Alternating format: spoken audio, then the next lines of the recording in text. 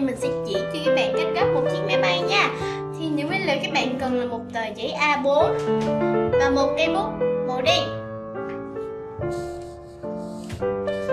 Đầu tiên chúng ta sẽ gấp đôi tờ giấy lại.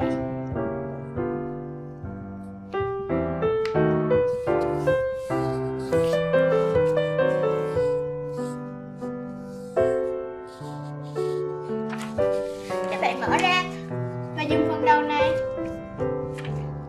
gắp vào giữa.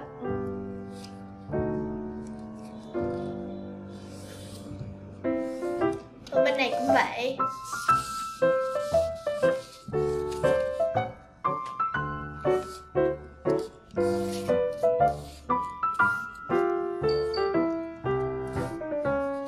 Bây giờ mình sẽ gấp cái phần đầu này xuống ngay giữa đây.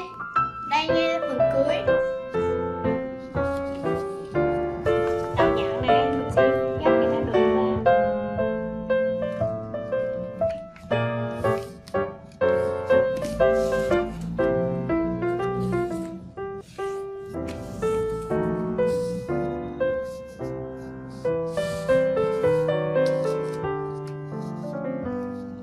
Bây giờ các bạn sẽ canh ở từ phần đầu này, lấy ngay giữa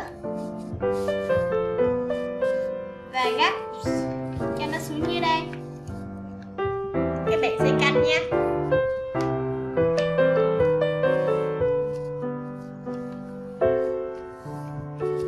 Canh làm sao để cho nó thẳng lên phần này. Bên này tương tự, mình sẽ làm cho nó thẳng bên kia. Các bạn cũng sẽ canh.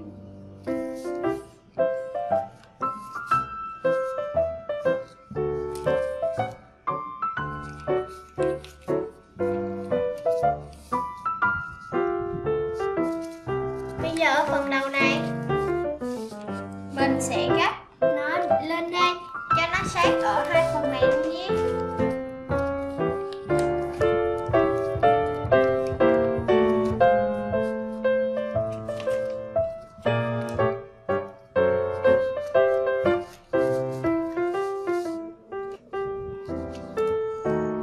Bây giờ mình sẽ gấp đôi tờ giấy lại.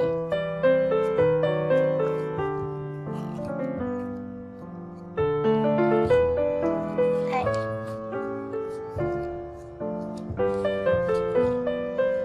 Và gấp sát ở từ đây. Mình sẽ gấp cánh lên.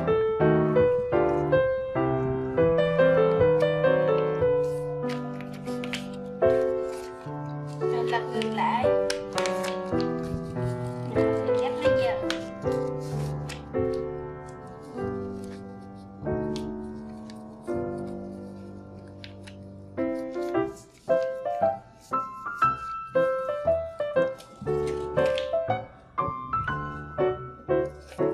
Bây giờ mình sẽ mở nó ra.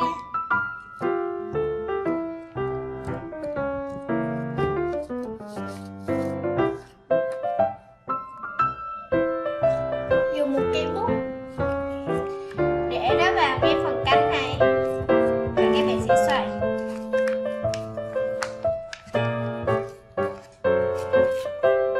Tháo cái bút ra. Và bên này cũng vậy.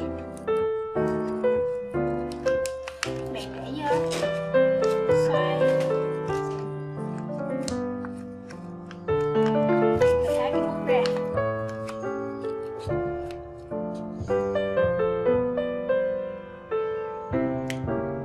Tiếp tục mình sẽ làm chấm hai cái phần mắt này nhé.